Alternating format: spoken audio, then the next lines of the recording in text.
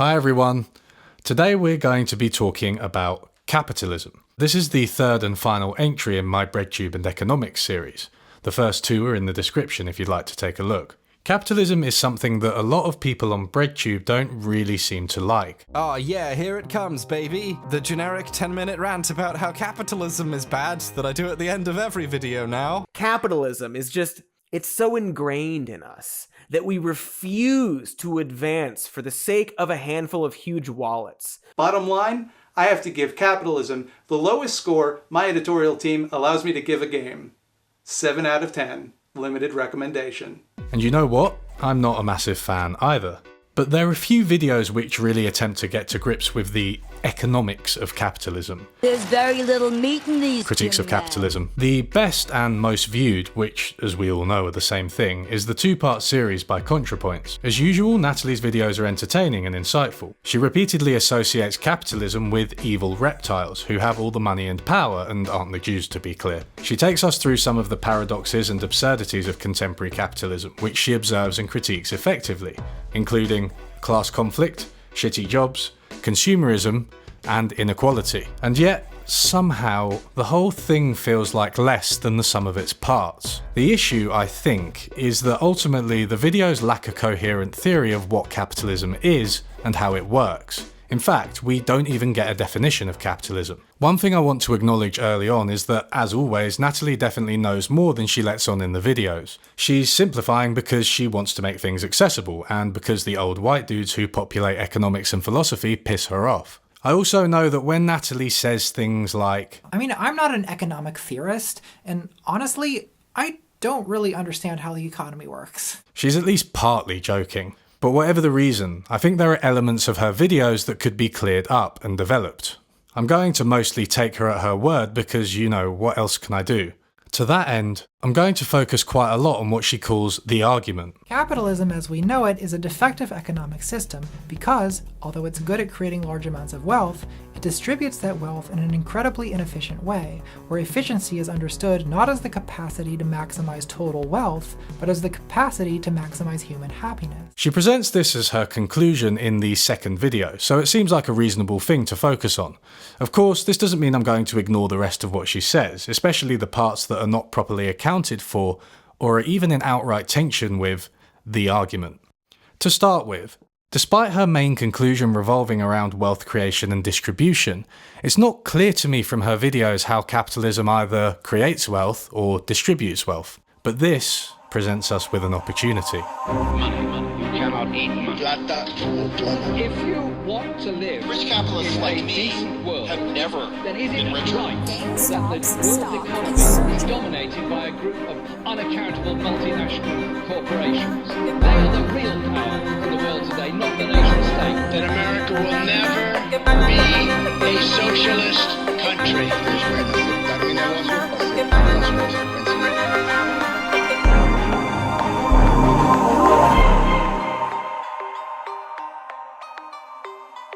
To answer the age-old question of how wealth is created, we will have to go back to the man many consider the founding father of economics, whose work has remained relevant for hundreds of years.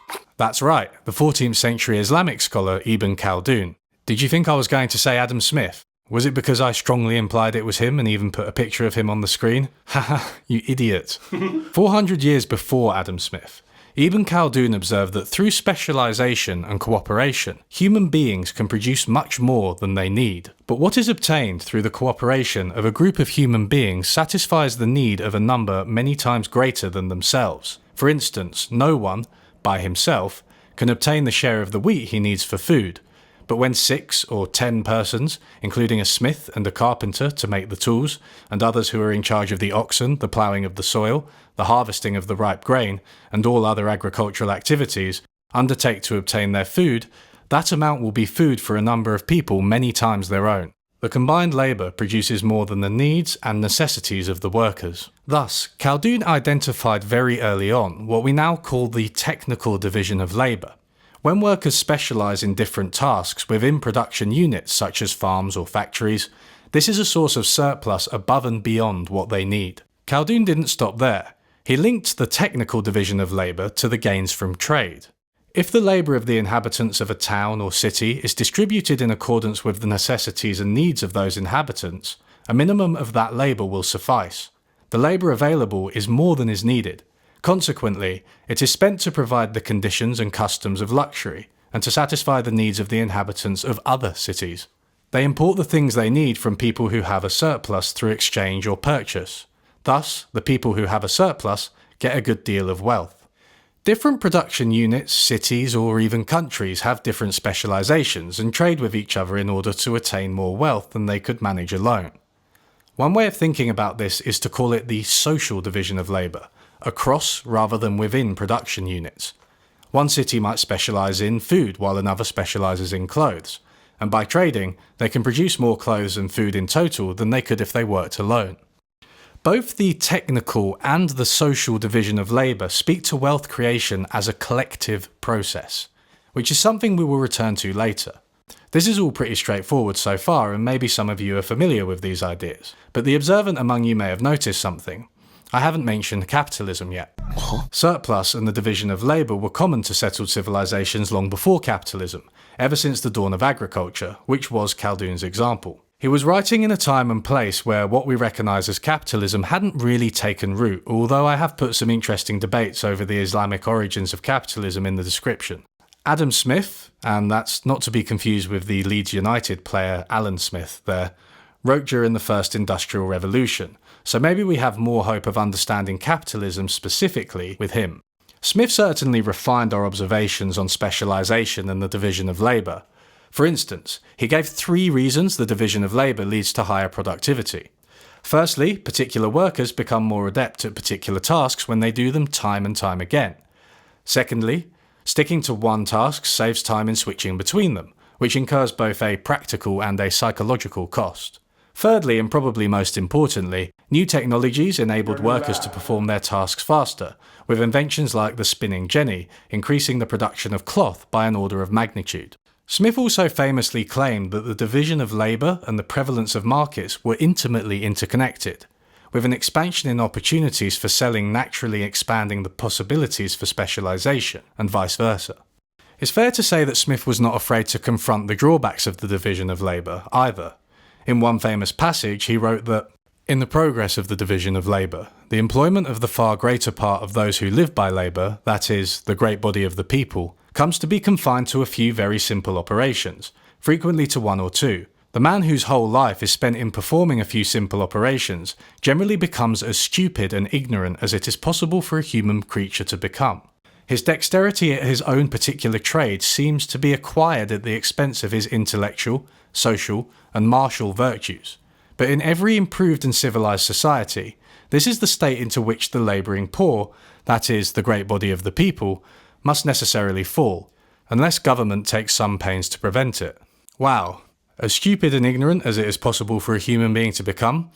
Obviously, Smith had never watched the Stephen Crowder video. And yes, I had to look up martial virtues too, and I still don't understand. Let's move on. The economist Stephen Marjolin took issue with Adam Smith's account of the division of labour, not because it was descriptively wrong, but because it missed the role of the capitalist in organisation. Like Khaldun before him, Smith tended to assume that the division of labour was arrived at for reasons of technical efficiency.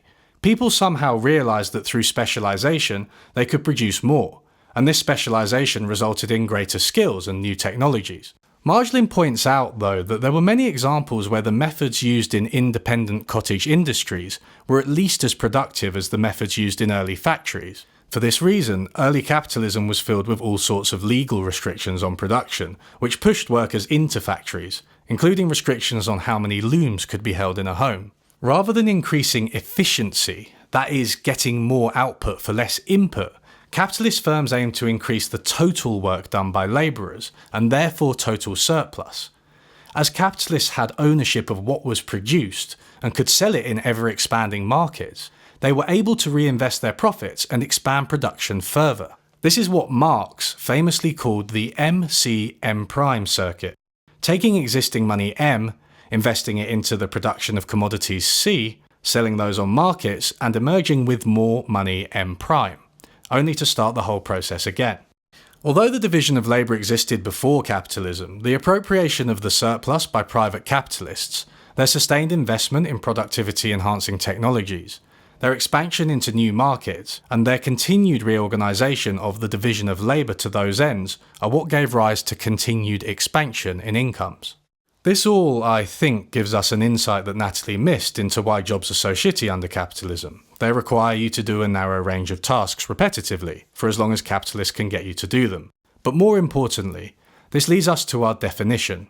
Capitalism is a system where production is privately owned by capitalists, who employ workers paid in wages and sell their produce on markets. It should be emphasised that the rise of capitalism was accompanied by a lot of misery for the workers, as well as by the subjugation of women and by colonialism and slavery overseas. I don't want to gloss over any of this, and by the end of this video, you'll see how they can be accounted for by our analysis. For now, we have a solid start on how wealth is created under capitalism, so we need to talk about the other part of Contrapoints' argument, the unequal distribution of this wealth. And to do that, we need to turn to another thinker who has recently tried to make sense of capitalism. If you follow trends in economics, you may have heard of the best-selling 2014 book Capital in the 21st Century by Thomas Piketty. Piketty sought to explain how inequality arises under capitalism, what problems this leads to, and crucially how it might be combated. It may sound ridiculous, but this is a question the modern economics profession hadn't paid much attention to before the book. Unfortunately, nobody, including Contrapoints, knows what Piketty said because his book was too damn long and the average Kindle user got to page 26 out of 700. Seriously, what kind of nerd is going to read all of that? Oh, me. Haha. But I didn't read the new one because it's almost twice as long and that's ridiculous. 1,200 pages is longer than the Bible probably. Following the success of Capital, Piketty's fame earned him the name the rock star economist, which is a term nobody should use about any economist ever. Look at this photograph. Every time I do it makes me laugh. Anyway, Piketty's central claims in the book hinge on some basic maths, which I'm afraid we're going to have to learn a little bit about. Piketty places great emphasis on the law of exponential growth. Since technological improvements, the division of labour, and the expansion of markets took hold in a virtuous cycle, incomes have grown by a certain percentage every year, on average. As Piketty points out, initially small differences in the cumulative growth rate can lead to vast differences over the long term. With a growth rate of 0.1% a year, it will take almost 1,000 years for the economy to double in size. The average growth rate of currently rich countries since the Industrial Revolution has probably been between 1 and 1.5%, which results in a rough doubling of incomes every 100 years, but would multiply incomes by literally millions if sustained for 1,000 years. There have been brief periods of even higher growth than this, such as post-World War II, where growth rates were closer to 4%. This more than doubles incomes in a single generation, and if sustained for a century would increase incomes by 30 times. If sustained for 1,000 years, it wouldn't be on the table, and I'm not working it out myself, so I guess we'll never know. The net result of all this growth is that rich countries now have market incomes which dwarf their incomes in the past. And to be clear, we should not mistake this for the statement that people are better off in all respects now than they were. In fact, Piketty's main focus is not on growth, but on one of the major problems associated with capitalism: inequality. Having established the power of exponential growth of incomes, Piketty turns his attention to capital and how it grows. He uses a few expressions to discuss how the wealth of capital owners evolves over time, chief among them being R greater than G, where R is the return to capital investment, a measure of the profits made by owners of capital, and G is the general rate of growth in incomes throughout the population. Owing to the power of exponential growth we just spoke about, if R is persistently higher than G, then the wealth of those who own capital will grow faster than incomes. As Piketty shows, capital ownership is highly concentrated, so essentially this means the rich get richer. Piketty entertainingly details the history of inequality, not just with extensive quantitative data gathered by himself and his co-authors, but using literary examples such as Jane Austen, Honoré de Balzac, and Henry James, all of whom I have of course read many times, and whose names I can definitely pronounce. As an aside, I found it really interesting that the actual incomes of different characters in these novels seems to match up quite well with Piketty's historical data on inequality. Based on his framework where a small number of people own wealth, which grows faster than incomes, Piketty goes on to predict increasing inequality in the future, and is concerned about the political power that these owners will exert as their relative wealth increases. He recommends a whole bunch of left egalitarian policies to combat the pernicious effects of this inequality. Stronger unions, stakeholder capitalism, wealth taxes, increased social provisions, and so on. I agree with most of these policies, but there's something unsatisfactory about Piketty's approach. His framework for understanding capital and inequality does not seem directly related to the policies he advocates. Anyone who has read the book in full will tell you that they feel like a bit of a non sequitur, especially when he starts talking about climate change. Delving into this uneasy disconnect in Piketty's analysis turns out to give us some important insights into how capitalism works. If you're new to economics, I'm going to let you in on a little secret. Economists have a habit of using a lot of fancy mathematics to gain relatively little insight. Piketty himself is no stranger to this tendency, and has some choice words for the profession that I'd like to share with you. To put it bluntly, the discipline of economics has yet to get over its childish passion for mathematics and for purely theoretical and often highly ideological speculation, at the expense of historical research and collaboration with the other social sciences. Economists are all too often preoccupied with petty mathematical problems of interest only to themselves. This obsession with mathematics is an easy way of acquiring the appearance of scientificity, without having to answer the far more complex questions posed by the world we live in. There is one great advantage of being an academic economist in France. Here, economists are not highly respected in the academic and intellectual world or by political and financial elites. Hence, they must set aside their contempt for other disciplines and their absurd claim to greater scientific legitimacy, despite the fact that they know almost nothing about anything. I'm a pop star, not a doctor. Bitches calling my phone like I'm locked up non-stop from the plane. Unfortunately, despite his iconoclasm, Piketty has a view of capital which echoes a tendency within mainstream economics. It is treated as a quantity of stuff. That's equipment, buildings, raw materials, and so on, which, when put into production, yields a stream of income for the capitalist. It's true that Piketty is deeply concerned about the inequality that results from this income, but at its core, this is quite a harmonious depiction of the production process. Labourers bring their labour, capitalists bring their capital, and everyone walks away with an income which is related to their contribution to production. The economist Josh Mason has pointed out that a key assumption of this approach is that capital can be thought of both as actual physical stuff, but also as a monetary value. What economists claim is that you can just take the price of all the different stuff that comprises capital and add it up to get its total money value. It turns out to be mathematically convenient to do this, but as Piketty knows, that doesn't tell us much about whether it's right. Nevertheless, that Piketty follows this approach is revealed most clearly by the title of his book, Capital in the 21st Century, since what he actually presents is data on the evolution of wealth. For him, though, capital and wealth are one and the same. Piketty's R greater than G depicts holders of wealth gradually accruing more and more. If accumulation and exponential growth explains the rise of incomes under capitalism, the reasoning goes, then perhaps they explain the rise of inequality too. But actually, Piketty's evidence for this happening is pretty thin. Mason shows that changes in wealth are not driven mostly by changes in the quantity of stuff, but instead are driven by changes in the value of existing assets. At first glance, this puts lie to an argument you often hear, that capital is just the reward for patience and hard work, with diligent capitalists putting money away and reaping the rewards down the line, while the short-termist poors splurge it all on bread or whatever poor people buy. But there's also a deeper point here. What if, instead of capital representing an accumulated quantity which produces a stream of income for capitalists, capital is the claim on the total income of the economy, collectively produced, as we saw earlier, but divided through distributional conflict? As Mason puts it, what if its bargaining power, its politics, all the way down? Another illustration of this point pertains to slavery in the USA. Piketty's own data show that when slavery was abolished, there was a concomitant reduction in the wealth ratio and capital share, but nothing concrete had actually happened to capital as stuff, or even to the slaves themselves. All that had happened was that a property claim held by slave owners had ceased to be recognised by society.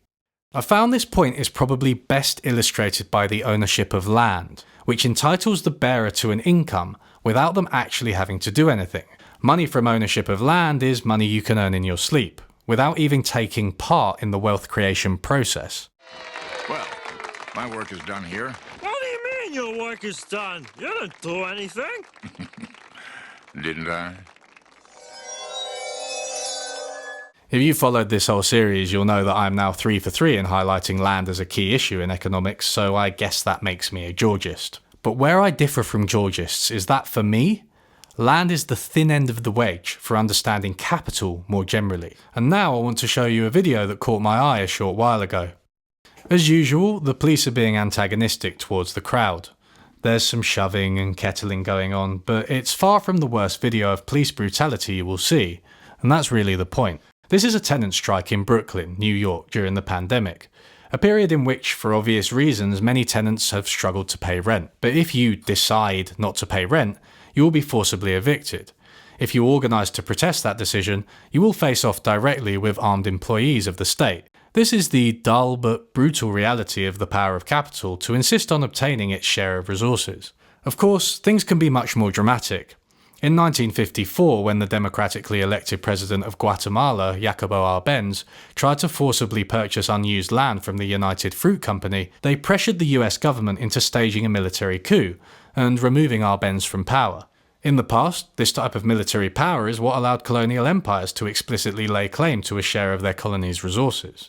This perspective also starts to make sense of some of Piketty's policy recommendations. Worker presence on boards, as is the case in Germany, is one way to reduce the claims of capital on national income and increase the claims of labour. Other examples might be patent laws, corporate law, and financial assets. In every case, the power to enforce property rights of one sort or another translates into a claim on the wealth generated by society. In every case, the rights could be reconfigured or even eliminated to favour other groups.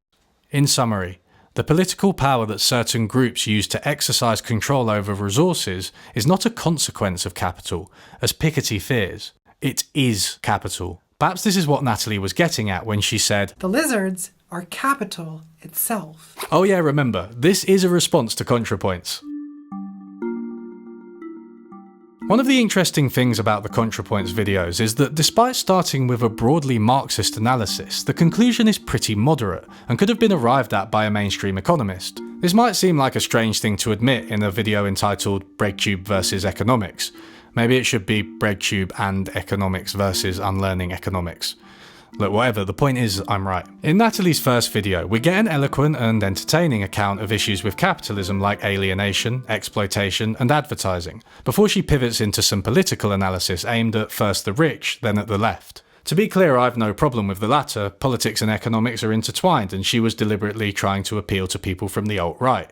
With some success, it seems. In the second video, though, production takes a back seat as she focuses on commodity fetishism and inequalities of consumption, illustrated by the expensive but disgusting golden pizza, a brilliant example which would surely make even the most ardent capitalists slightly uncomfortable. She then settles on the argument, which, to remind you, states that capitalism as we know it is a defective economic system because, although it is good at creating large amounts of wealth, it distributes that wealth in an incredibly inefficient way. Efficiency is understood to mean the capacity to maximize human happiness. Strangely, this maps quite well onto a famous set of theorems in economics called the welfare theorems, which separate questions of distribution from questions of efficiency.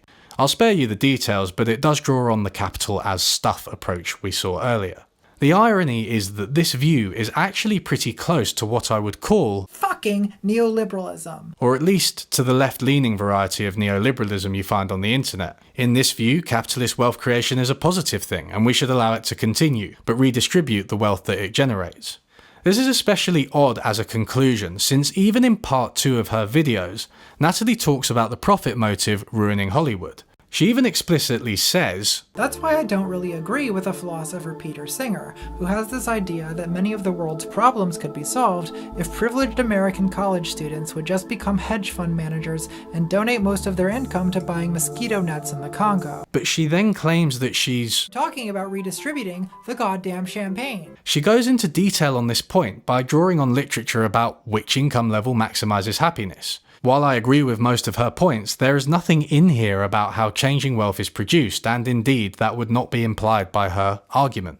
More hedge fund managers would result in a lot of champagne to redistribute, sweaty. Did I do that right? I shouldn't do that. When I set out to make this video, I just wanted to explain more about how capitalism works.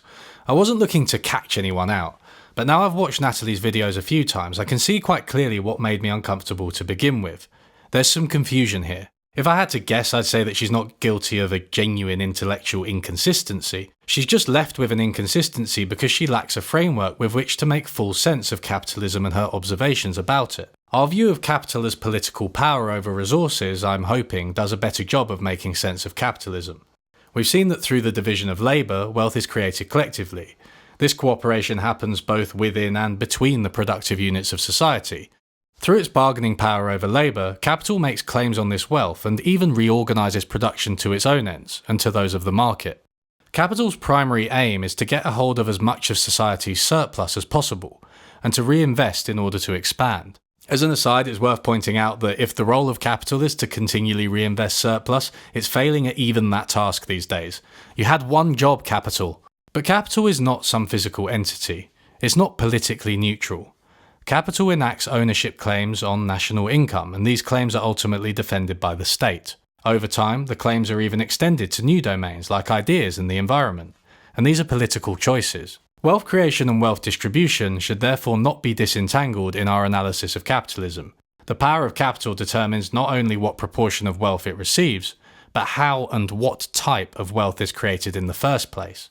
Only by changing this arrangement, by reconfiguring claims on our collectively produced wealth, can we hope to address issues such as inequality, exploitation, imperialism, and environmental degradation. More in-depth ideas about how exactly to do this are something I want to cover in the future. Say the line, YouTuber. That's a topic for another video. Yay! So, what's my conclusion here? Well, it's that Piketty and Contrapoints are the same, because even though they're both insightful and entertaining, their frameworks lack coherence. The end. Thanks for listening, guys. I hope you enjoyed my video on capitalism, which somehow managed to avoid theories of value and what started the Industrial Revolution, and also how to build alternatives to capitalism. This marks the end of the criticising left YouTubers arc of my channel. Hopefully from now on I'll just be talking about economics, criticising right-wingers, economists, and also talking about how to build alternatives to capitalism. Like all good YouTubers, I now have a Patreon. I've actually started posting exclusive videos to my Patreon. They're a little bit more casual than these videos. It's just me talking to a topic. The first one is on modern monetary theory, so if you're interested in that, then please join up. Thanks to all my current patrons whose names have been scrolling through the screen as you've been hearing this, and please like and subscribe. See you next time, buddies.